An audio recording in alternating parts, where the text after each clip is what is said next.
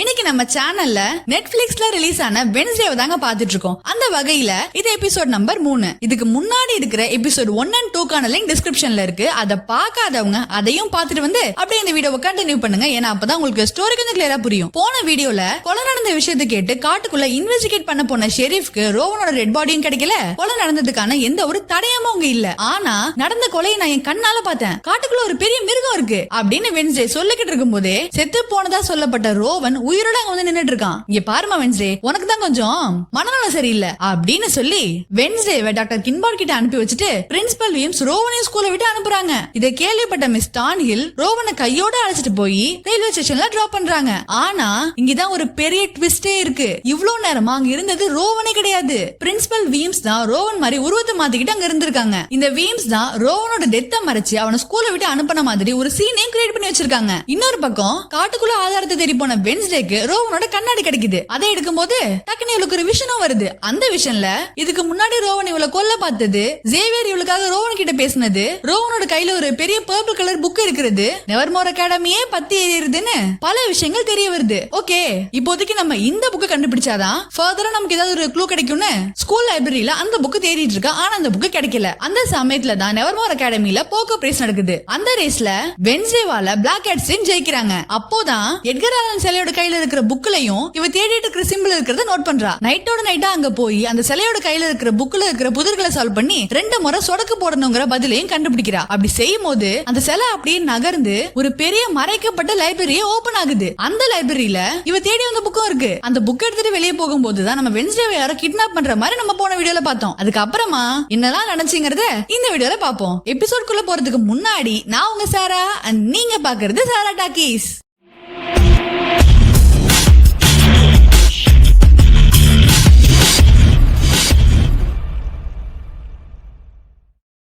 அந்த கடத்தல் கும்பல் வென்ஸ்டேவை கட்டி வச்சு வித்தியாசமான டிரெஸ், வித்தியாசமான மாஸ்க் எல்லாம் போட்டுக்கிட்டு அவளுக்கு முன்னாடி நின்னுட்டு இருக்காங்க. இந்நேரம் வென்ஸ்டே அப்படியே பயந்து நடுங்கிட்டு இருப்பா, நல்லா பயந்துருப்பா அப்படின்லாம் நினைச்சிட்டு இருக்காங்க. ஆனா வென்ஸ்டே யாரு? அவதான் பயத்துக்கே பயம் காட்டுறவளாச்சே. தனக்கு முன்னாடி நிக்கிறவங்க யாருன்னா உடனே கண்டுபிடிச்சிட்டா. என்னமா பியாங்கா, இந்த மாஸ்க் எல்லாம் பார்த்து நான் பயந்துருவேன் நினைச்சியா? வென்ஸ்டே, நாங்க தான் நைட் ஷேட்ஸ், இது எங்களோட இடம். இந்த புனிதமான இடத்துக்குள்ள உனக்கு என்ன வேலை? முதல்ல நீ எப்படி இங்க வந்த? அதுவா?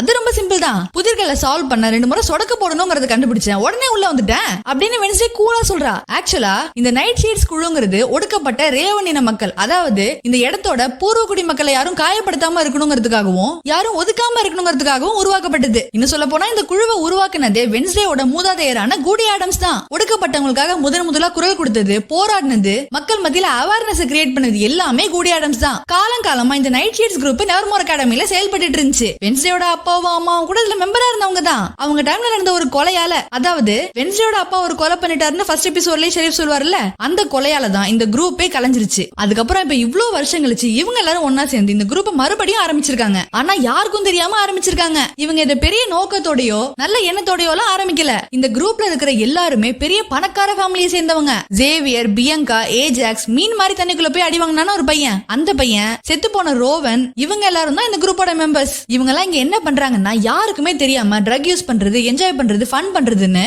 இந்த மறைக்கப்பட்ட லைப்ரரியை ஒரு பார்ட்டி ஹால் மாதிரி பயன்படுத்திட்டு இருக்காங்க. இவங்க எல்லாம் பெரிய பணக்கார ஃபேமிலிங்கிறதுனால விஎம்சி இவங்களை பெருசா கண்டுக்கிறது இல்ல. அதனாலதான் இவங்க ஓவர் ஆட்டம் போட்டுட்டு இருக்காங்க. சரி, இப்ப நம்ம இந்த கதைக்கு வருவோம். வென்ஸ்டே இவங்க எல்லாரையும் பாத்துட்டா. உடனே பியங்கா முன்னாடி வந்து, கைஸ், இவளுக்கு நம்ம ரகசிய இடம் தெரிஞ்சிருச்சு, இது நம்ம இடம், நம்ம அனுமதி இல்லாமலேயே இவ இங்க வந்துட்டா, இவளுக்கு நம்ம தண்டனை கொடுத்தே ஆகணும், நீங்களே சொல்லுங்க, இப்ப நம்ம இவளுக்கு என்ன தண்டனை கொடுக்கலாம் அப்படின்னு கேட்க, உடனே வென்ஸ்டேவை காப்பாத்த சேவியர் முன்னாடி வந்து, தண்டனை எல்லாம் எதுக்கு? வென்ஸ்டேவோட அம்மாவும் அப்பாவும் கூட இதுல மெம்பரா இருந்தவங்க தானே, அதனால நம்ம இவளே நம்ம கூட சேர்த்துக்கலாமே அப்படின்னு சொல்றான். ஆனா எனக்கு உங்க கூட எல்லாம் சேர்றதுக்கு விருப்பம் இல்லப்பா அப்படின்னு சொல்லிட்டு வென்ஸ்டே அங்க இருந்து கிளம்புறா. லைப்ரரியில இருந்து திருட்டுத்தனமா வென்ஸ்டே புக் எடுத்துட்டு போற விஷயம் சேவியருக்கும் தெரியும். ஆனா அதை அவன் வெளியே யாருக்கிட்டயுமே சொல்லல. சேவியருக்கு வென்ஸ்டேவை பிடிச்சிருக்கிறதுனாலயும் போக்கோ ரேஸ்ல தன்னை தோக்கடிச்சதாலையும் பியங்காக்கு வென்ஸ்டேவை சுத்தமா பிடிக்கல. அங்கிருந்து கிளம்பி ரூமுக்கு வந்த வென்ஸ்டே எடுத்துட்டு வந்த புக்ல ரோவன் கொடுத்த பேப்பர் வச்சு பாத்துட்டு இருக்கா. செத்து போன ரோவன் எப்படி உயிரோட வந்தானோ எனக்கு தெரியல, இப்ப காட்டுக்குள்ள அந்த மிருகம் என்ன பண்ணிட்டு இருக்குன்னு எனக்கு தெரியல. ஆனா இப்ப இது ரெண்டுமே எனக்கு முக்கியம் இல்ல. இப்போதைக்கு இந்த புக் தான் எனக்கு முக்கியம். இந்த நெவர்மோர் அகாடமி என்னால அழிய போகுதுன்னா என் பக்கத்துல நிக்கிற இந்த பில்கிரிம் யாரு அப்படின்னு பக்கத்துல நிக்கிறவரை பத்தி யோசிச்சுட்டு இருக்கா. ஆக்சுவலா பில்கிரிம்ங்கிறவங்க மதத்தை பரப்புறதுக்காக 400 வருஷத்துக்கு முன்னாடி இந்த நகரத்துக்கு வந்தவங்க. அதுக்கப்புறம் தான் அவங்க நார்மல் பீப்புளை பிரெயின் வாஷ் பண்ணி அவங்க கூட சேர்த்துக்கிட்டு ஒடுக்கப்பட்டவங்க எல்லாம் கொடூரமா கொண்டு இருப்பாங்க. யார் இந்த பில்கிரிம்னு யோசிச்சுக்கிட்டு இருக்கிறப்பவே ஸ்கூல்ல கீழே எல்லாருமே அசம்பிள் ஆகிட்டு இருக்காங்க. இன்னைக்கு தான் அவுட்ரீச் டே. இன்னைக்கு ஒரு நாள் ஒடுக்கப்பட்டவங்க எல்லாருமே சிட்டிக்குள்ள போகலாம். பொதுவாவே ஜெரிகோ சிட்டி மக்களுக்கு இந்த ஒடுக்கப்பட்டவங்களை கண்டாலே பிடிக்காது. யாருமே இவங்க கூட நார்மலா பழக மாட்டாங்க. சோ இத மாத்தணுங்கிறதுக்காக தான் வருஷத்துக்கு ஒரு நாள் இப்படி அவுட்ரீச் டேன்னு ஒன்னு வச்சு அன்னைக்கு இந்த மாணவர்கள் எல்லாரையுமே சிட்டிக்குள்ள வாலண்டியரா வேலை பார்க்க வச்சு எல்லாரு கூடயுமே நல்லா பழக வச்சு சிட்டி மக்களுக்கு இவங்க மேல இருக்கிற தப்பான ஒப்பீனியனை மாத்தணுங்கிறதுக்காகவே பிரின்சிபல் வீம்ஸும் இந்த சிட்டியோட மேயரும் இந்த மெத்தட கொண்டு வந்திருக்காங்க. இதுக்கு முன்னாடி நடந்த அவுட்ரீச் டே விட இந்த வருஷம் அவுட்ரீச் டே ரொம்பவே ஸ்பெஷல் ஆனது. ஏன்னா சிட்டிக்குள்ள இருக்கிற பில்கிரிம் வேர்ல்டுங்கிற தீம் பார்க்ல இந்த சிட்டியை உருவாக்குன ஜோசப் கிராக்ஸ்டனோட சிலை திறப்பு விழா நடக்க போகுது. அது மட்டும் இல்ல, இந்த விழால நெவர்மோர் மாணவர்களும் பெர்ஃபார்ம் பண்ண போறாங்க. நம்ம பியங்காவோட டீம் கூட இதுக்கு தான் பிராக்டிஸ் பண்ணிட்டு இருந்தாங்க. அதையும் தாண்டி இன்னும் நிறைய ஈவென்ட்ஸ் நடக்க போகுது. இதெல்லாம் அறிவிச்சதுக்கு அப்புறம் வீம்ஸ் வென்ஸ்டே கிட்ட வந்து, வென்ஸ்டே உன்னோட செலவு நான் சரியான நேரத்துக்கு அனுப்பி வைக்கிறேன். எனது ஏன் செலவா? அது எதுக்கு?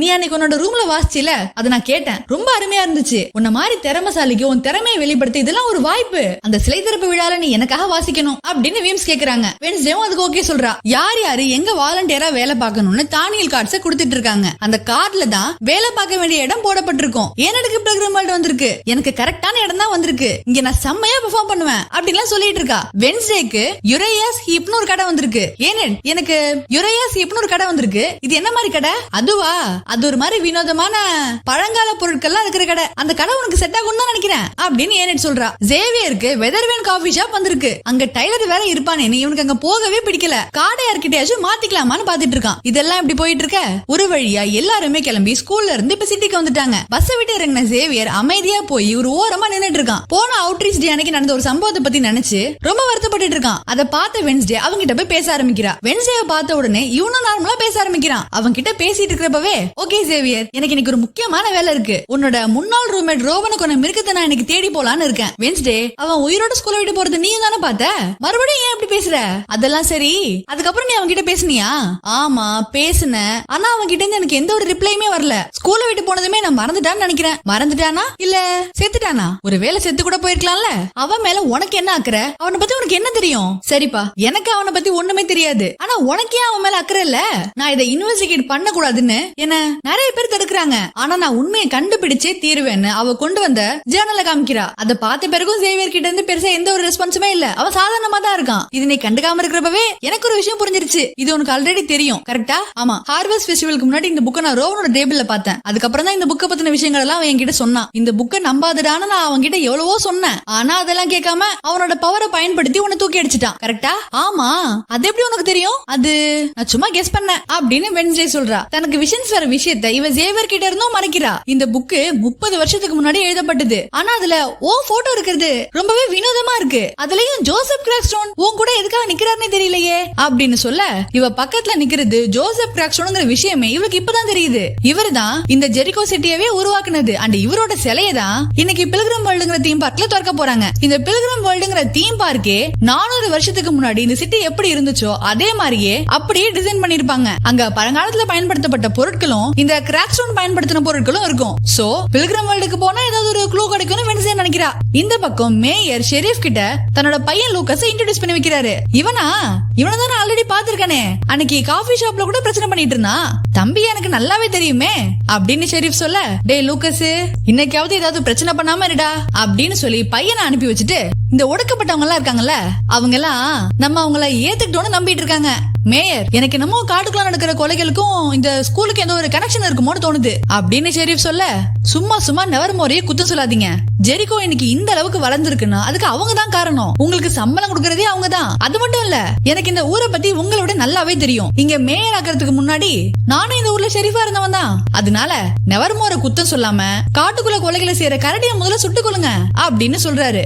ஆமா, உங்களோட பில்கிரிம் வேர்ல்ட் பிசினஸ்க்கு நெவர்மோர் அகாடமியோட தயவு தேவையில்ல, அதையே மறந்துட்டேன். அதனாலதானே நீங்க எப்படி பேசுறீங்க அப்படின்னு சொல்லிட்டு ஷெரீஃப் அங்க இருந்து கிளம்புறாரு. எல்லாரும் அவங்க கார்டுல வந்திருக்கிற இடத்துக்கு வாலண்டியரா வேலை பாக்குறதுக்காக போறாங்க. வென்ஸ்டே ஏனட் கிட்ட போய், ஏனட் நம்ம கார்டை மாத்திக்கலாமா? நான் பில்கிரிம் வேர்ல்டுக்கு போயே ஆகணும். நீ எனக்கு பதிலா அந்த யுரேயாசிப் கடைக்கு போறியா? என்னது அந்த கடைக்கா என்னால போகவே முடியாதுன்னு அடம் பிடிச்சிட்டு இருக்கா. இல்ல ஏஜாக்ஸுக்கும் அதே கடை தான் வந்திருக்கான், இப்ப கூட அவன் அந்த கடையில தான் இருக்கானா. திங்கதான் அவனோட கார்டை பார்த்துட்டு வந்து என்கிட்ட சொன்னான், உனக்கு விருப்பம் இல்லைன்னா பரவாயில்ல நானே போய்க்கிறேன் அப்படின்னு வென்ஸ்டே சொல்ல, என்ன ஏஜாக்ஸ் அங்க இருக்கானா, இது முன்னாடியே சொல்ல வேண்டியதானே. என்ன வென்ஸ்டே, நம்ம ஃப்ரெண்ட்ஷிப்காக நான் இது கூட பண்ண மாட்டேனா, முதல்ல கார்டு கொடு அப்படின்னு அந்த கார்டை வாங்கிட்டு நானே அந்த கடைக்கு போறேன்னு சந்தோஷமா ஓடிட்டு இருக்கா. பில்கிரம் வேர்ல்டுக்கு வர வேண்டியவங்க எல்லாருமே வந்துட்டாங்க. இந்த பில்கிரம் வேர்ல்ட பத்தி அங்க வேலை பாக்குற லேடி எல்லார்கிட்டயுமே சொல்லிட்டு இருக்காங்க, ஸ்டூடெண்ட்ஸ் எல்லாரும் உங்க போன் ஆஃப் பண்ணுங்க, இப்ப நம்ம 400 வருஷத்துக்கு முன்னாடி போறோம், அதாவது 1625க்கு போறோம். ஏன்னா அந்த வருஷம் தான் ஜெரிகோல யாத்ரீகர்கள் முதலா குடியேறினாங்க. இதுதான் அமெரிக்காவோட முதல் இன வேறுபாடு பார்க்காத கழிப்பறை. அப்புறம் இதுதான் மீட்டிங் ஹவுஸ். இந்த இடத்துல தான் ஜெரிகோ நகரத்தை உருவாக்கின ஜோசப் கிராக்ஸ்டன் பயன்படுத்தின பொருட்கள் எல்லாம் இருக்கும். இப்போதைக்கு இங்க போறதுக்கு யாருக்குமே அனுமதி இல்ல, ஏன்னா இங்க ரெனோவேஷன் ஒர்க் எல்லாம் போயிட்டு இருக்கு. சோ இன்னைக்கு பில்கிரம் வேர்ல்டோட இதே கருதப்பட்ட ஒரு இடத்துல தான் நீங்க எல்லாரும் வேலை பார்க்க போறீங்க அப்படின்னு சொல்லி ஃபட்ஜ் தயார் பண்ற கடைக்கு அழைச்சிட்டு போறாங்க. அந்த கடையை பார்த்ததுமே யூஜின் முகமே பிரைட் ஆயிடுச்சு, ஏன்னா அவனுக்கு இந்த ஃபட்ஜ்னா ரொம்ப பிடிக்குமா. வந்திருக்கிற எல்லாருக்குமே போட்டுக்கிறதுக்கு யூனிஃபார்ம் எல்லாம் கொடுத்துட்டு இந்த ஃபட்ஜோட சாம்பிளா வந்திருக்கிற கெஸ்ட்டுக்கு எல்லாம் கொடுங்க, அப்பதான் ஃபட்ஜோட சேல் அதிகமாகும் அப்படின்னு சொல்றாங்க. அந்த ஃபட்ஜன்மா பாக்குறதுக்கு கேக்கு மாதிரி தான் இருக்கு. அடுத்த சீன்ல யுரேயா சீப் கடையை காட்டுறாங்க. அந்த கடையே வினோதமா இருக்கு. அங்க செத்து போன விலங்குகளை அப்படியே பொம்மைகளா மாத்தி வச்சிருக்காங்க. இந்த மாதிரி பொம்மைகள் தான் ஏஜாக்ஸுக்கு பிடிக்குமா, அதனால அது எல்லாத்தையுமே அவன் ரொம்ப ஆர்வமா பாத்துட்டு இருக்கான். இவனுக்காக நான் செத்து போன எலியெல்லாம் கிளீன் பண்ண வேண்டியது இருக்கே அப்படின்னு ஏன் புலம்பிட்டு இருக்கா. அப்போ அங்க அந்த கடையோட ஓனர், இந்த மாதிரி செத்து போன விலங்குகளோட பொம்மைகள் என்கிட்ட நிறைய இருக்கு, அதுலயும் அந்த ஃபெர்ரிட்ஸ் குடும்பமா இருக்கு பாத்தீங்களா, அதுதான் எனக்கு ரொம்ப பிடிக்கும், ஓகே வந்த வேலையை பாருங்க, எல்லா பொம்மைகளையுமே கிளீன் பண்ணுங்க அப்படின்னு சொல்ல, அது நாங்க இங்க வந்து ரொம்ப நேரம் ஆச்சுல்ல, அதனால எங்களுக்கு காஃபி பிரேக் வேணும், நாங்க வேணா பக்கத்துல இருக்கிற வெதர்வேன் காஃபி ஷாப்புக்கு போயிட்டு வரட்டுமா அப்படின்னு ஏன் கேட்க, என்னது வெதர்வேனுக்கா, காசை கொள்ளடிக்கிற அந்த கடைக்கெல்லாம் நீங்க எதுக்காக போகணும், நான் உங்களுக்காகவே ஸ்பெஷலா மஷ்ரூம் டீ போட்டு எடுத்து வச்சிருக்கேன், நான் போய் அதை எடுத்துட்டு வரேன் அப்படின்னு சொல்றாங்க. மஷ்ரூமை வச்சு டீ எல்லாம் கூட பண்ண முடியும்னு எனக்கு இன்னைக்கு தான் தெரியும். அடுத்த சீன்ல எல்லார் கையிலயுமே ஒரு ட்ரே ஃபுல்லா ஃபட்ஜ் கொடுத்து அதை வந்திருக்கிற டூரிஸ்டுக்கு எல்லாம் கொடுக்க வைக்கிறாங்க. அதை சாப்பிட்டு பார்த்த எல்லாருமே அது ரொம்ப சூப்பரா இருக்குன்னு அதை வாங்குறதுக்காக கடைக்குள்ளேயும் வராங்க. அவங்க எல்லாருமே ஜெர்மன் டூரிஸ்ட். சோ அங்க இருக்கிற வென்ஸ்டே அவளோட வேலையை காட்ட ஆரம்பிச்சிட்டா. அமெரிக்காவோட பூர்வகுடி மக்களை அடிமைப்படுத்தி இனப்படுகொலை செஞ்ச ஜோசப் கிராக்ஸ்டனோட வரலாற்றை மறைக்க அவனை பெரிய தியாகினோ, இந்த ஜெரிகோ சிட்டியவே உருவாக்குனவனோ, பொய்யான இமேஜ் கிரியேட் பண்ணவங்க உருவாக்குன இந்த ஃபட்ஜ் உங்களுக்கு வேணுமான்னு ஜெர்மன் மொழியிலேயே கேட்க, வந்தவங்கல்ல ஒருத்தர் கூட இந்த ஃபட்ஜ் வாங்காம திரும்பி போறாங்க. ஏன் யாருமே ஃபட்ஜ் வாங்கவே இல்ல அப்படின்னு அந்த லேடியும் கன்ஃபியூஸ்டா பாத்துட்டு இருக்காங்க. ஆனா இந்த வென்ஸ்டே தான் ஏதோ ஒன்னு சொல்லி இப்படி பண்ணிருக்காங்கறதையும் புரிஞ்சுக்கிறாங்க. இந்த பக்கம் கொடுத்த சாம்பிள் ஃபட்ஜஸ் யூஜினே காலி பண்ணிட்டு இருக்கான். அது எல்லாத்தையுமே சாப்பிட முடியாம சாப்பிட்டு இருக்கான். அப்போ அங்க வந்து லூக்கஸும் அவனோட ஃப்ரெண்ட்ஸும் தேவையே இல்லாம யூஜின் கிட்ட பிரச்சனை பண்ணிட்டு இருக்காங்க. அளவுக்கு அதிகமா அந்த ஃபட்ஜ் சாப்பிட்ட யூஜின் ஆப்போசிட்ல இருக்கிறவன் மேலே வாந்தி எடுக்கிறான். என் மேலே வாந்தி எடுத்துட்டியா, இப்ப நான் உனக்கு என்ன பண்றேன் பாரு அப்படின்னு அவன் யூஜினை அடிச்சு ஒரு இடத்துல லாக் பண்றான். அப்ப யூஜினை காப்பாத்துறதுக்காக அங்க வந்து வென்ஸ்டே மரியாதையா அவனை விடுங்க, அன்னைக்கு காஃபி ஷாப்ல நடந்ததெல்லாம் ஞாபகம் இருக்கா இல்ல மறந்துட்டீங்களா அப்படின்னு கேட்க, அவனுக்கும் வென்ஸ்டேக்கு நடுவுல ஃபைட் ஸ்டார்ட் ஆகுது. ஃபைனலி அவ அதே இடத்துல வச்சு அந்த பையனை லாக் பண்றா. வழக்கமா ஃப்ரெண்ட் அடி வாங்கினா அவனை காப்பாத்துறதுக்காக பேலன்ஸ் இருக்கிற 2 பேரும் வருவாங்கல்ல, ஆனா இவங்க 2 பேரும் அந்த பையனை காப்பாத்தாம ஃபைட் வேடிக்கை பார்த்துட்டு இருக்காங்க. டேய் என்ன தனியா விட்டுட்டு போகாதீங்கடா, என்னையும் காப்பாத்துங்கடா அப்படின்னு இவன் கத்திட்டு இருக்கான். நீ அங்கே சேஃபா இருடா, இதுக்கு மேல எங்க அப்பா கிட்ட திட்டுவாங்க, நான் விரும்பல அப்படின்னு அவங்க 2 பேரும் எஸ்கேப் ஆகுறாங்க. வென்ஸ்டே யூஜினை கிளீன் பண்ணிட்டு, நீ பாக்குறதுக்கு அப்படியே என்னோட தம்பி மாதிரியே இருக்கேன்னு சொல்றா. இது வரைக்கும் யூஜின் மேல இப்படி யாருமே அக்கறையா இருந்தது இல்ல, யாருமே அவனுக்காக ஃபைட் பண்ணது இல்ல, இவ்வளவு ஏன் அவனுக்காக ஒரு ஃப்ரெண்ட் கூட இருந்தது இல்ல. ஆனா இப்ப இவனுக்காக வென்ஸ்டே இருக்காளே நினைச்சு ரொம்ப ஹாப்பியா ஃபீல் பண்றான். அதுக்கப்புறம் 2 பேருமே சேர்ந்து போகவே கூடாதுன்னு சொன்ன மீட்டிங் ஹவுஸ்க்கு போறாங்க. யூஜினை வெளியே காவலுக்கு நிக்க வச்சுட்டு வென்ஸ்டே உள்ள போறா. அவ கூடவே அவ பேக்ல திங்கும் இருக்கு, அதுவும் அவ கூட சேர்ந்து எதையோ தேடிட்டு இருக்கு. எங்க பாட்டி எப்பயுமே ஒன்னு சொல்லுவாங்க, ரகசியங்கள் ஜாம்பிஸ் மாதிரியா, அதுக்கு என்னைக்குமே அழிவே கிடையாதான். ஆனா இந்த கிராக்ஸ்டோன் என் வாழ்க்கையை பத்தி எந்த ரகசியத்தை மறைச்சு வச்சிருக்காருன்னு எனக்கு தெரியலையே. ஆனா ஒண்ணு, என் ஃபியூச்சரை நான் தெரிஞ்சுக்கணும்னா அதுக்கு முன்னாடி என் பாஸ்ட் பத்தி நான் தெரிஞ்சுக்கணும் அப்படின்னு வென்ஸ்டே சொல்லும் போது திங் இவளுக்கு ஒரு பெயிண்டிங்க காட்டுது. அந்த பெயிண்டிங்ல ஜோசப் கிராக்ஸ்டோன் இனப்படுகொலை பண்ண அந்த இன்சிடென்ட் வரையப்பட்டிருக்கு. அண்ட் முக்கியமா ஒரு பொண்ணு மட்டும் தனியா நின்னுட்டு இருக்கா. அதை பார்த்த உடனே திங் இவதான் என் விஷயம்ல வந்த பொண்ணு, அவ கையில ஒரு புக் இருக்குல்ல, இங்க பாரு அந்த புக் இங்கே இருக்கு அப்படின்னு உடனே அந்த புக் எடுத்து பார்த்தா அதுல வெறும் blank pages இருக்கு. சோ இது ஃபேக்னு தெரிஞ்சுக்கிறா. எங்க இந்த வென்ஸ்டே மட்டும் காணோம், அந்த வில்லங்க எங்க போயிருக்குன்னு தெரியலையே அப்படின்னு அந்த இன்சார்ஜ் லேடி பியங்காவை விசாரிக்க, அந்த வினோத பிறவி எங்க போயிருக்குன்னு எனக்கு தெரியாது, ஆனா கண்டிப்பா போக கூடாத ஒரு இடத்துக்கு தான் அவ போயிருப்பான்னு இவ அவளை அழகா மாட்டி விடுறா. இந்த பக்கம் மேயரும் வீம்ஸும் பேசிட்டு இருக்காங்க. அவுட்ரீச் டே ரொம்ப நல்லா போயிட்டு இருக்கு, அது மட்டும் இல்லாம நீங்க என்னோட எலெக்ஷன் கேம்பெயினுக்காக டொனேஷன் எல்லாம் கொடுத்திருக்கீங்க, அதுக்கு ரொம்ப நன்றி மேடம் அப்படின்னு தேங்க்யூ சொல்லிட்டு இருக்காரு. அப்போ அவங்க வந்து மிஸ் டான்ஹில், வீம்ஸ் இப்ப வரைக்கும் எந்த பிரச்சனையும் இல்ல, எல்லாருமே வாலண்டியரா போன கடையில அவங்க வேலையை ஒழுங்கா பாத்துட்டு இருக்காங்க அப்படின்னு மாணவர்களை பத்தி விஎம்ஸ்க்கு ஒரு அப்டேட் கொடுக்குறாங்க. டானியில பார்த்த மேயருக்கு ஒரு டவுட், உங்களை எங்கேயோ பார்த்த மாதிரியே இருக்கே, இதுக்கு முன்னாடி நம்ம மீட் பண்ணிருக்கோமா? நான் அடிக்கடி இந்த காஃபி ஷாப்புக்கு வருவேன், அப்ப உங்களை நான் நிறைய முறை பார்த்திருக்கேன் அப்படின்னு டானியல் சொல்றாங்க. ஆனா மேயருக்கு இவங்களை ஏற்கனவே நல்லா தெரிஞ்ச மாதிரியே ஃபீல் ஆகுது. மேயர், இவங்க மிஸ் டானியல், நெவர்மோர் அகாடமியோட முதல் நார்மல் டீச்சர் அப்படின்னு விஎம்ஸ் இவங்களை அறிமுகப்படுத்தி வைக்கிறாங்க. இந்த பக்கம் அந்த இன்சார்ஜ் லேடி கரெக்டா வென்ஸ்டே தேடிக்கிட்டு மீட்டிங் ஹவுஸ்க்கே வந்துட்டாங்க. ஏ வென்ஸ்டே, நீ இங்க என்ன பண்ணிட்டு இருக்க? இங்க ரெனோவேஷன் ஒர்க் எல்லாம் போயிட்டு இருக்கு, இங்க வரதுக்கு யாருக்குமே அனுமதி இல்லன்னு சொன்னேன். அப்புறம் ஏன் இங்க வந்த? அதுவா, யாருமே இங்க இல்ல, கதவும் திறந்திருந்துச்சு, அதான் வந்தேன். ஆமா, ஏன் இப்படி ஃபேக்கான புக் எல்லாம் வச்சிருக்கீங்க? இந்த புக்கோட உண்மையான காப்பி இல்லையா? அது போன மாசம் நடந்த ஒரு ஈவென்ட்ல அந்த புக்கை யாரோ தேடிட்டாங்க, அந்த உண்மையான காப்பி காணாம போயிடுச்சு. இங்க இருந்த ஒரே நல்ல விஷயம் அந்த புக்கு மட்டும்தான், அதையும் தொலைச்சிட்டீங்களா? சரி, இந்த உண்மையான மீட்டிங் ஹவுஸ் எங்க இருக்கு? அது எனக்கு எப்படி தெரியும்? நானே போன மாசம் தான் இந்த ஊருக்கு வந்தேன் அப்படின்னு இந்த லேடி சொல்றாங்க. அடுத்த சீன்ல ஏனிலோட கடைக்கு வந்த ஒரு தாத்தா அவளுக்கு தெரியாம அங்க இருந்து ஒரு கேமராவை திருடிட்டு போறாரு. இந்த பக்கம் வந்த வேலையை ஒழுங்கா பார்க்காத ஏனிடும் ஏஜாக்ஸும் அனிலுக்கும் எலிக்கும் மேரேஜ் ஆகுற மாதிரி அங்க ஒரு பொம்மை இருக்கு, அதையே ஆன்னு பாத்துட்டு இருக்காங்க. இதுல ஏஜாக்ஸுக்கு ஒரு டவுட் வேற. ஏனிட், இவங்க ரெண்டு பேருமே வேற வேற இனத்தை சேர்ந்தவங்க, அவங்களுக்கு எப்படி மேரேஜ் ஆகும்? இல்ல அவங்களுக்குள்ள செட் ஆகுமா அப்படின்னு கேட்க, அதெல்லாம் எல்லாம் செட் ஆகும், அதுதான் லவ். வேற வேற இனமா இருந்தா என்ன, லவ் இருந்தா போதும் அப்படின்னு இவளோட லவ் இன்டைரக்டா சொல்றா. ஓ, இப்படி ஒண்ணு இருக்கா? நீ நல்லா பேசுறமா? அன்னைக்கு போக்க பிரேஸ்ல கூட எங்க போட்டை ஸ்கிராச் பண்ணி எங்களை தோக்கடிச்சியே, அது செம்ம மாசா இருந்துச்சு. தோத்து போனதால உனக்கு என் மேல கோவம் இல்லையா? எனக்கு இந்த போக்கப்ல எல்லாம் இன்ட்ரெஸ்ட் இல்ல, ஜேவியருக்கு ஹெல்ப் பண்றதுக்காக தான் நானே அதுல கலந்துக்கிட்டேன்னு பேசிட்டு இருக்காங்க. இப்படியே பேசிட்டு இருக்கிறப்பவே, ஏஜாக்ஸ், உனக்கு ஒண்ணு தெரியுமா? இன்னைக்கு ப்ளூ மூன், 23 வருஷத்துக்கு ஒரு முறை மட்டும் தான் ப்ளூ மூன் வரும், அதனால நான் இன்னைக்கு நைட்டு கிரீன் ஹவுஸ்க்கு போய் அங்கிருந்த ப்ளூ மூனை பார்க்கலான்னு இருக்கேன். சூப்பர்மா, செம்ம ஐடியா, ஆனா பார்த்து பத்திரமா போயிட்டு வா அப்படின்னு ஏஜாக்ஸ் சொல்ல, அதை கேட்டு கடுப்பான ஏனு, டேய் நீ என்னதான் நினைச்சிட்டு இருக்க? காலையில இருந்து நான் உனக்காக தான் எனக்கு பிடிக்காத இந்த கடைக்கு வந்து இப்படி செத்து போன அனிமல்ஸ் எல்லாம் கிளீன் பண்ணிட்டு இருக்கேன், உனக்கு பிடிச்ச மாதிரி எல்லாம் பேசிட்டு இருக்கேன், ஆனா உனக்கு ஏன் இது புரியவே இல்ல அப்படின்னு ஒரு வழியா இவ ப்ரப்போஸ் பண்றா. இப்பதான் ஏனடுக்கு இவனை பிடிச்சிருக்குங்கிற விஷயமே இவனுக்கு புரிய வருது. சோ நைட்டு ப்ளூ மூனை பாக்குறதுக்காக கிரீன் ஹவுஸ்க்கு போலான்னு இப்ப ஏஜாக்ஸே சொல்றான். இப்படியே ஒரு வழியா நான் இவன் கிட்ட ப்ரப்போஸ் பண்ணிட்டேன் அப்படின்னு ஏன் ரொம்ப ஹாப்பியா இருக்கா. இந்த பக்கம் ஜேவியர் வாலண்டியரா வேலை பாக்குற வெதர்வேன் காஃபி ஷாப்புக்கு வென்ஸ்டே போறா. என்ன வென்ஸ்டே, நீங்க என்ன பண்ற? நீ பில்கிரிம் வேர்ல்டுக்கு போலையா?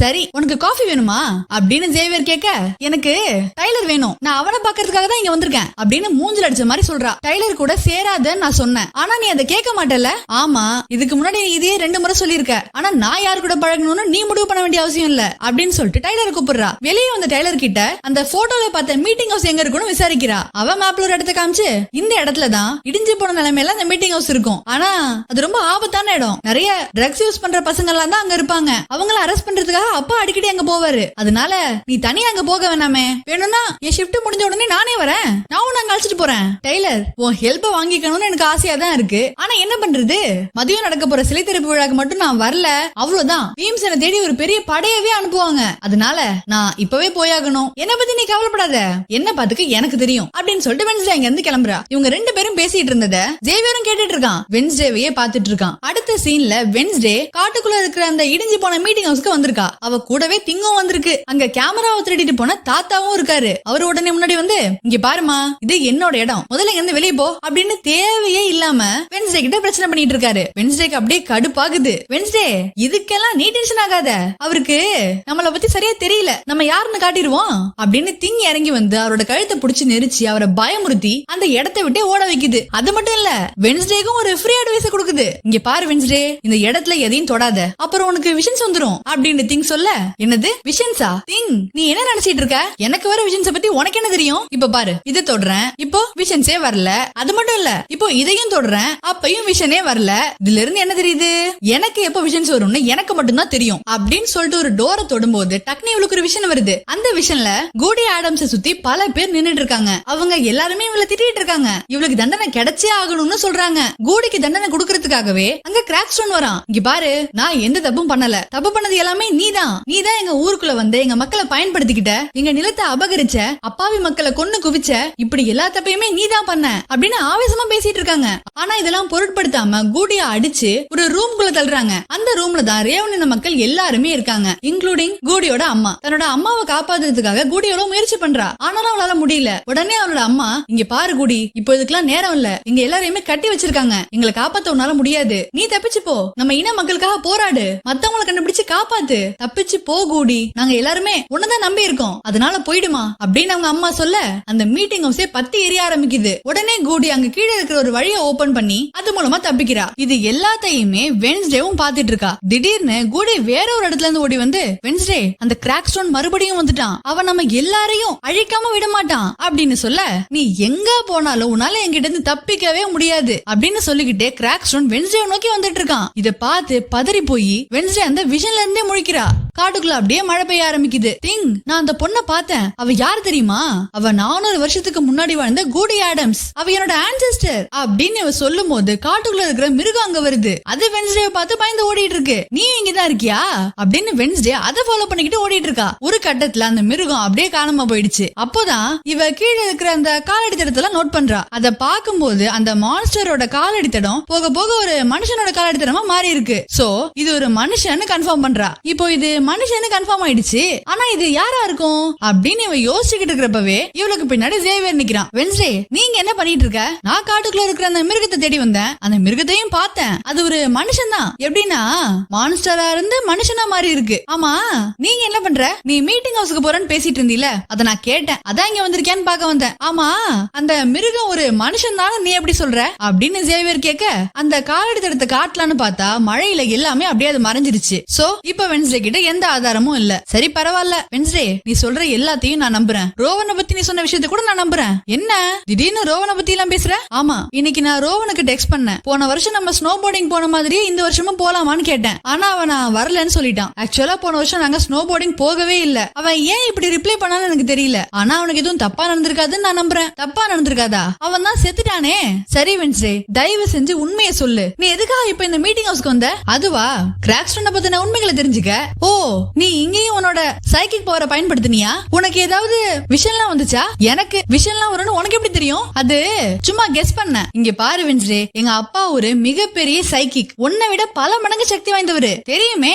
அவரை தெரியாம எப்படி? தி கிரேட் வின்சென்ட் தார்ப். என் தம்பி அவரோட பெரிய ஃபேன். அவ்வளவு மேஜிக்கல் பவர்ஸ் இருக்கிற எங்க அப்பாவே இந்த சைக்கிக் விஷன்ஸ் பத்தி என்கிட்ட சொன்ன முதல் விஷயம் என்னன்னு உனக்கு தெரியுமா? இந்த விஷன்ஸ் எல்லாம் நம்பவே கூடாதுன்னு தான். பொதுவாவே விஷன்ஸ் ஒருத்தங்களை பைத்தியமாக்கும். இந்த விஷன்ஸ் எல்லாமே நம்ம இமோஷன்ஸை பேஸ் பண்ணி தான் நமக்கு வரும். உனக்கும் இமோஷன்ஸ்க்கும் சம்பந்தமே இல்லன்னு எனக்கு தெரியும். இருந்தாலும் விஷன்ஸ் எப்பவுமே ஒரு பக்கத்தை மட்டும் தான் காட்டும். அதனால ப்ளீஸ் இதையெல்லாம் நம்பாத வென்ஸ்டே. எனக்கு ரோவன் சொன்ன விஷயங்கள் மேல நம்பிக்கை இருக்கு. அவ சொன்னதை நான் நம்புறேன். ஃபியூச்சர்ல நெவர்மோர் அகாடமில மோசமான நிகழ்வு ஒண்ணு நடக்க போகுது. இப்போ நீ எப்படி என் கண்ணு முன்னாடி நின்னுட்டு இருக்கியோ அதே மாதிரிதான் கொஞ்ச நேரத்துக்கு முன்னாடி நான் கிராக் ஸ்டோனையும் பார்த்தேன். சோ நடக்க போற அந்த மோசமான நிகழ்வை நான் தடுப்பேன். அதுக்கு முன்னாடி இந்த காட்டுக்குள்ள சுத்திட்டு இருக்கல ஒரு பெரிய மான்ஸ்டர், அதோட கதையை பார்க்கணும். என்ன ஒண்ணு, அந்த மிருகம் யாருன்னு தான் தெரியல அப்படின்னு ஜேவியரை பார்த்து சொல்லிட்டு போறா. வென்ஸ்டேக்கு ஜேவியர் அந்த மிருகமா இருப்பானோன்னு ஒரு சந்தேகம் வந்திருக்கு. இவ தன்னை சந்தேகப்படுற விஷயத்த ஜேவியரும் புரிஞ்சுக்கிட்டான். அடுத்த சீன்ல அந்த சிலை திறப்பு விழா நடந்துட்டு இருக்கு. நான் எதுக்கும் அடங்க மாட்டேன். கிராக் ஸ்டோனை பழி வாங்கியே தீருவேன். எனக்கு ஸ்வர்கம் நரகம் மேல எல்லாம் நம்பிக்கை இல்ல,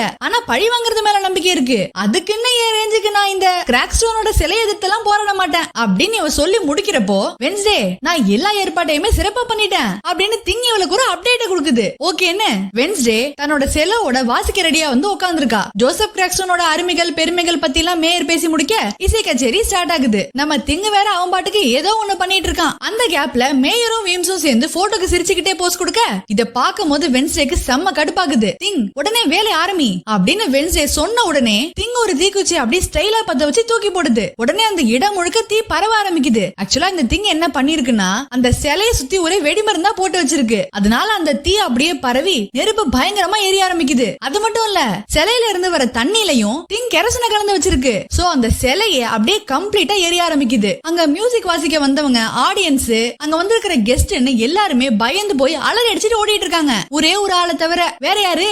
அது நம்ம வென்ஸ்டே தான். இதுக்கு மேலதான் வென்ஸ்டே வெறித்தனமா வாசிக்க ஆரம்பிக்கிறா. அந்த சிலை குழந்தை விட்டு எரியறத பாக்க பாக்க இவளுக்கு அப்படியே செம்ம ஹாப்பியா இருக்கு. இவ பாட்டுக்கும் ஜாலியா செம்மையா வாசிட்டு இருக்கா. யாரா அது எழுந்திருச்சு ஓடாம இன்னும் வாசிட்டு இருக்கிறது அப்படின்னு ஷெரீஃப், காருக்கு பின்னாடி ஒளிஞ்சிருந்த மேயரு, அங்கிருந்து ஓடிட்டு இருந்த வீம்ஸ்னு எல்லாருமே வென்ஸ்டேவை பாத்துட்டு இருக்காங்க. இவளை இப்படி பார்த்த உடனேயே இது எல்லாமே இவரோட வேலை தானே வீம்ஸுக்கு நல்லாவே புரிஞ்சிருச்சு. அடுத்த சீன்ல வென்ஸ்டே இன்னைக்கு நடக்க இருந்த ஈவெண்ட்டை நீ வேணும்னே கெடுத்துட்ட. இதனால மேயர் ரொம்ப கோவமா இருக்காரு. உன்னால காலையில இருந்து எவ்வளவு பேர் என்ன கால் பண்ணியும் மெயில் பண்ணி திட்டிட்டு இருக்காங்கன்னு தெரியுமா?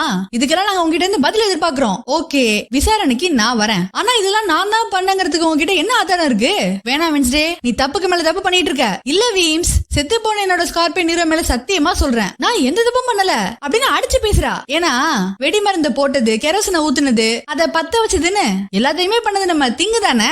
அதனால வென்ஸ்டே சத்தியம்லாம் பண்றா. வீம்ஸ், இப்போ நீங்களே சொல்லுங்க, பொய்க்கு எதிரா நிக்கிறது தப்பா? பல வருஷமா ஜெரிகோ சிட்டி மக்கள் ஒடுக்கப்பட்டவங்களான நம்மள பிரிச்சுதானே பாக்குறாங்க. இந்த அவுட்ரீச் டே எல்லாம் வெறும் கண்துடைப்பு தான். அவங்க இன்னுமே நம்மள தீண்டத்தகாதவங்க மாதிரி தானே பாக்குறாங்க. அந்த ஜோசப் கிராக்ஸ்டோன் ரேவனின மக்களை கொடூரமா எரிச்சு கொண்ட கதை உங்களுக்கு தெரியுமா தெரியாதா? அவங்க உண்மையை மறைச்சு பொய்யான கதையை எழுத பாக்குறாங்க. ஒரே கதையை எப்படி 2 பேராலையும் எழுத முடியும்? சரித்திரத்தை ஒண்ணு நாம எழுதணும், இல்ல அவங்க எழுதணும். போதும் வென்ஸ்டே, 400 வருஷத்துக்கு முன்னாடி அப்படி ஒரு கொடுமை நடந்தது என்னவோ உண்மைதான். அதுக்கு நான் அப்படியே அதையே நினைச்சிட்டே இருக்க முடியுமா? நீ அழிவுன்னு பாக்குறத நான் நம்மள மாதிரி ஆட்களோட வளர்ச்சிக்கான வாய்ப்புன்னு பாக்குறேன். நார்மலான மக்களும் ஒடுக்கப்பட்டவங்களும் ஒன்னா சேர்ந்து ஒத்துமையா வாழணும்னு நினைக்கிறேன். நல்ல கதையா இருக்கே வீம்ஸ். அது என்னைக்குமே நடக்காது. அவங்களுக்கு நம்மள கண்டாலே பிடிக்காது. இதுல இது வேறையா? நடந்த கொடுமைகளை என்னைக்குமே சரி செய்ய முடியாது. ஏன்னா அப்பவும் சரி இப்பவும் சரி இங்க எதுவுமே மாறல அப்படின்னு வென்ஸ்டே உணர்ச்சி வசப்பட்டு என்னென்னமோ பேசிட்டு இருக்கா. ஆனா இதெல்லாம் பொருட்படுத்தாம சரி வென்ஸ்டே நீ போய் தூங்கு அப்படின்னு வீம்ஸ் அவளை அனுப்பி வைக்கிறாங்க. அடுத்த சீன்ல கேமராவை திருடின தாத்தா அதை பாத்துட்டு இருக்காரு. அப்போ காட்டுக்குள்ள இருக்கிற மிருகம் வந்து அவரை கொடூரமா கொல்லுது. இது எல்லாமே அந்த கேமரால கேப்சர் ஆகுது. இந்த பக்கம் ஏஜாக்ஸ பாக்குறதுக்காக ரொம்ப ஆர்வமா கிளம்பிட்டு இருக்கா. ஆனா என்ன ட்ரெஸ் போடுறதுன்னு ஒரே கன்ஃபியூஷனா இருக்கு. உடனே பக்கத்துல நாவல் எழுதிட்டு இருக்கிற வென்ஸ்டே கிட்ட உதவி கேக்குறா. நீ தப்பான ஆள் கிட்ட தப்பான கேள்வி கேக்குற, லேட் ஆயிட்டு இருக்குமா, முதல்ல கிளம்பு அப்படின்னு வென்ஸ்டே சொல்ல ஏனடங்க இருந்து கிளம்புறா. இன்னொரு பக்கம் மிஸ் தானில் 2 முறை சொடக்கு போட்டு நைட் ஷேட்ஸ் லைப்ரரிக்குள்ள யாருக்குமே தெரியாம மறைஞ்சு போயிட்டு இருக்காங்க. அடுத்த சீன்ல ஏஜாக்ஸ் குளிக்க போறதுக்கு முன்னாடி அங்க இருக்கிற மிரரை துண்டை வச்சு கவர் பண்றான். ஏன்னா அவன் தலைமையில இருக்கிற பாம்புகளை அவனே பார்த்தா கூட அவன் அப்படியே கல்லா மாறிடுவான். அதனால அந்த மாதிரி எதுவும் நடக்க கூடாதுங்கிறதுக்காக அந்த மிரரை கவர் பண்ணி வச்சுட்டு குளிக்க போறான். ஆனா அன்பார்ச்சுனேட்லி அந்த துண்டும் கீழே விழுந்துருச்சு. அவனும் குளிச்சுட்டு வெளியே வரும்போது தெரியாம அந்த கண்ணாடியை பார்த்துட்டான். இந்த என்னடானா ஏஜாக்ஸுக்காக இன்னும் வெயிட் பண்ணிட்டு இருக்கா. ஆனா அவன் அங்க கல்லாவே மாறிட்டான். அப்புறம் எப்படி அவன் வருவான்? அதனால இன்னைக்கு அவனால வர முடியாம போயிடுது. இந்த உண்மை தெரியாம ஏனட் ரொம்ப கோவமா அவளோட நகங்களை வச்சு பக்கத்துல இருக்கிற வண்டியை அப்படியே ஸ்கிராச் பண்ணியே காலி பண்றா. இன்னொரு பக்கம் டாக்டர் கின்பாட் அந்த யுரேசிப் கடையில இருந்த மாதிரியே செத்து போன அனிமல்ஸ் பொம்மைகள் எல்லாம் வச்சிருக்காங்க. அது மட்டும் இல்ல அந்த பொம்மைகளுக்கு இவங்களே ட்ரெஸ் எல்லாம் தச்சு கூட போட்டு விட்டுட்டு இருக்காங்க. இதெல்லாம் ஒரு பக்கம் இருக்க, இப்ப நம்ம அப்படியே வீம்ஸோட ரூமுக்கு வருவோம். அங்க போய் பார்த்தா வீம்ஸ் 20 வருஷத்துக்கு முன்னாடி இருந்த இவங்களோட இயர் புக் எடுத்து பாத்துட்டு இருக்காங்க. அந்த புக்ல அவுட்ஸ்டாண்டிங் ஸ்டூடெண்ட் அப்படின்னு போட்டிருக்கிற வென்ஸ்டேயோட அம்மா மார்டிஷா பத்தின பேஜை மட்டும் அப்படியே கிழிச்சு அதை கசக்கி நெருப்புல போட்டு எரிக்கிறாங்க. இதுல இருந்தே தெரியுது இவங்க வென்ஸ்டேயோட அம்மா மேல எவ்வளவு பெரிய கோவத்தோட இருக்காங்கன்னு. நம்ம வீம்ஸும் பயங்கரமான ஆள் தான் போலயே. அதே சமயம் பேக்ரவுண்ட்ல வென்ஸ்டேயோட வாய்ஸ் ஓவரும் போயிட்டு இருக்கு. என்ன பத்தியும் கிராக்ஸ்டோனை பத்தியும் ரோவன் சொன்னது எதிர்காலத்துல நடக்க போகுது. கிராக்ஸ்டோனை பத்தி கூடி சொன்னது இருந்த காலத்துல நடந்தது. ஆனா இந்த மான்ஸ்டர் இப்போ நிகழ்காலத்துல இருக்கு. சோ காட்டுக்குள்ள தொடர் கொலைகளை செய்யற அந்த மிருகத்தை தான் நான் இப்ப கண்டுபிடிக்கணும். லிட்டரலி நான் ஒரு மிருகத்தை தேடிட்டு இருக்கேன். இன்ஃபேக்ட் நம்ம எல்லாருக்குள்ளயுமே ஒரு மிருகம் இருக்கு. ஆனா இந்த ஷெரீஃப் இருக்காருல்ல, அவரு அந்த மிருகம் ஸ்கூலுக்குள்ள இருக்கு நம்பிட்டு இருக்காரு. அந்த மிருகம் எங்க வேணாலும் இருக்கலாம், அது யாரா வேணாலும் இருக்கலாம். ஆனா இப்போதைக்கு அது யாரு கண்ணையுமே படாம காட்டுக்குள்ள ஒளிஞ்சிட்டு இருக்கு அப்படின்னு இவ சொல்றப்போ தன்னோட பிரைவேட் ஆர்ட் ஸ்டுடியோல இருந்து கழுத்துல கீரர்களோடையும் பதட்டத்தோடையும் ஜேவியர் வெளியே வரதை காட்டுறாங்க. உண்மையை கண்டுபிடிக்கிற வரைக்கும் நான் ஓய மாட்டேன் அப்படின்னு சொல்லி இந்த வாய்ஸ் ஓவரிங்க முடியுது. அடுத்த சீன்ல காட்டுக்குள்ள தாத்தா இருந்து போன செய்தியை கேட்டு ஷெரீஃபும் அவரோட டீமும் இன்வெஸ்டிகேட் பண்றதுக்காக அங்க வராங்க. அப்போ அவங்களுக்கு அங்க இருந்து கேமரா கிடைக்குது. அதுல இருக்கிற போட்டோ டெவலப் பண்ணி ஒரு வழியா அந்த மான்ஸ்டரை ஷெரீஃப் பாத்துட்டாரு. இதோட இந்த எபிசோட் முடியுது. அந்த மிருகத்தை பத்தின வாய்ஸ் ஓவர் வரப்போ பிரின்சிபல் வீம்ஸ், டாக்டர் கின்பாட், ஏனட், வென்ஸ்டேயோட அம்மா மார்டிஷியா, வெதர்வேல்ல வேலை பாக்குற டைலர், ஃபைனலா ஜேவியரோட சீன்ஸ் எல்லாம் காட்டி இருப்பாங்க. அதையெல்லாம் பாக்குறப்போ யாரு அந்த மான்ஸ்டர் அப்படின்னு நமக்கே குழப்பமா இருக்கு. இதுக்கு நடுவுல வென்ஸ்டேயோட இன்வெஸ்டிகேஷன் இன்ட்ரெஸ்டிங்கா தான் இருக்கு. இவங்க எல்லாம் யாரோ தான் அந்த மான்ஸ்டரா இல்ல வேற யாராவது இருப்பாங்களா? அந்த மான்ஸ்டருக்கு பின்னாடி இருக்கிற கதை தான் என்ன? அந்த மிருகத்துக்கும் வென்ஸ்டேக்கும் அப்படி என்னதான் சம்பந்தம்? இதெல்லாம் பத்தி தான் நம்ம அடுத்தடுத்த எபிசோட்ஸ்ல பார்க்க போறோம். சோ இந்த வீடியோ பிடிச்சிருந்தா மறக்காம இந்த வீடியோக்கு ஒரு லைக் பண்ணுங்க. நீங்க நம்ம சேனல் இன்னும் சப்ஸ்கிரைப் பண்ணலன்னா மறக்காம சப்ஸ்கிரைப் பண்ணிருங்க. நாளைக்கு மீட் பண்ணலாம். தேங்க்ஸ் ஃபார் வாட்சிங்.